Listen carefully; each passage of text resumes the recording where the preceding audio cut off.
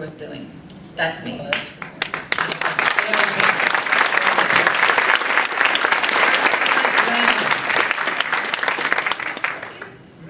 Okay. That was what I was going to say, but different. Oh.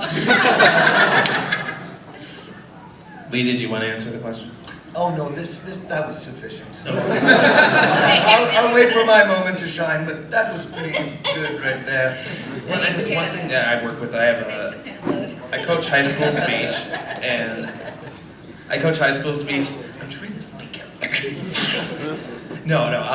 coach high school speech, and I have a lot of students who, when they go into it, are really nervous right ahead. And I know I've mentioned this in a few of the interviews I've done for EFR, but I have students named Joey and Trevor and Eva who actually are all Bronies as well. Found that out later. That was interesting. But they, one thing I told them when they started going into public address speech is that I look at interaction with an audience as more of a symbiotic sort of thing. I think most people in an audience, maybe this audience excluded, want you to succeed. They want you to be able to, to do your job well.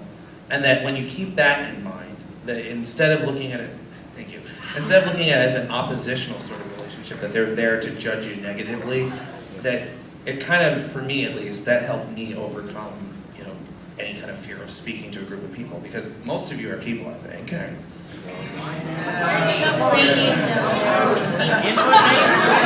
think there are a few moose or mises out there. Look, a meese.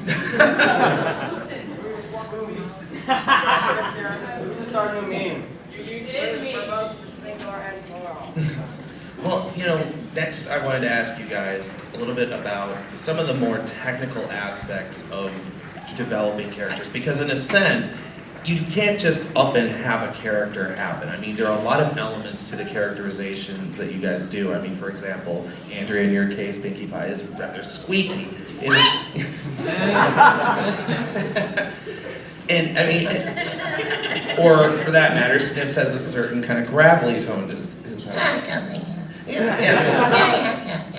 And I wanted to know, how do you guys practice those sorts of elements, and what sorts of elements for you have been the most important in developing this kind of character? I mean, I almost imagine that when you're at home developing a character, you just kind of, Lee, for example, you might spend some time just going, making that kind of noise. Well, it depends on what the character sides are, what the description of the character is that we get. We get the sides, and sometimes they have a picture, so you can sort of judge by the picture kind of whether he's big and large or small and little, and sometimes it's funny to make great big voice come out of a little tiny character, sort of like Roger Rabbit, the baby, hey, Torch, that sort of, that sort of thing. So, and that's the dichotomy of that. But I mean, logistically, there's like a graph almost of you have your archetypes. Are you a hero? Are you are you a damsel? Are you a jock? Are you a mathy kind of person? And then you have an age range, and then are you male or female, young or old? What kind of dialect? What kind of what region of the world are you from? What kind of character? What kind of do you hiccup when you talk? Do you sneeze? What sort of underpants are you wearing? What sort of underpants are you wearing? Are they tight? Please don't make that a meme. So there's a whole bunch You of just different. asked for them not to make a meme? Yeah. That's how you make a meme. Too late. Now we have that this is not a meme. It's already got fan art. Oh, yes! Yes! I think a big thing too when you're coming up with a voice is that when you're sitting in front of the description, you're trying to come up with it, you come up with the voice really fast, but you have to kind of find triggers that bring you back to that voice. Because when you get back into an audition, you're trying to remember what you did, and it was so good when you were sitting in front of the computer, but a lot of times you can't really go back to that place. So a lot of times, you guys are probably able to back this up, is you find little sort of things that trigger you or bring you back into that Catchphrase. spot. I go a catchphrase. A catchphrase or a laugh. Any of those things. It's tricks. It's every voice actor has a little bag of tricks, and we pull out of our little bag of tricks one little thing that helps us to get back to where we were. And one thing I think is really important about that too is that everyone talks about, quote, voices, and it's not just about the sound in the back of your throat or the gravel in your throat or a pitch that's high or low. It's about being the character, being the persona, I call it. Especially when I'm doing boys, I have to embody that I'm the voice. So I don't think I'm Kathy doing boy qualities, I'd become that, or even if I did a large character, well, she's talking like this and she's got lots of weight on her, see? And what I want to do is just kind of get that weight behind me and just feel it deep down.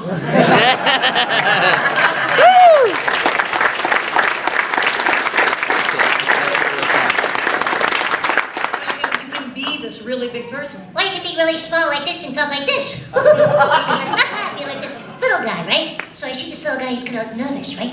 He talks like that, see? Maybe he's a little rat or a little mouse or something.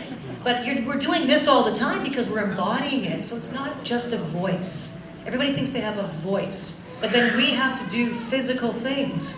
Like It's being, a personality. like being thrown against walls or falling down hills. Right? Or being punched or whatever. And It's different in the head and the stomach.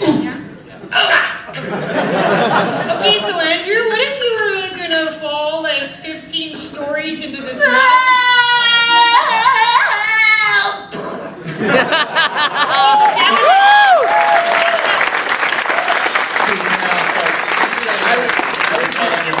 I would be wearing a parachute, so mine would be like, ah!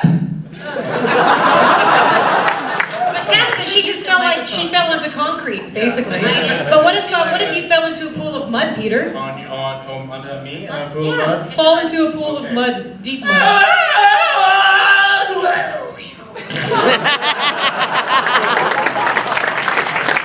that determines what we do.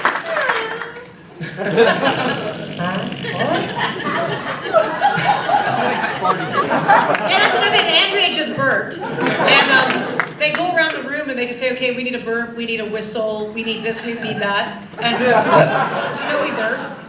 We whistle, we burp, we do strange things. But they go around there and say, can you throw a burp in? Wow. Fake fart. These things are needed. Yeah. Now, you know- Necessary skills. I can't burp on demand. Neither can I I. burp really. Yeah. I can. Yeah, she's a good burper. Okay, let's all burp. Who can burp? Starting from... Go.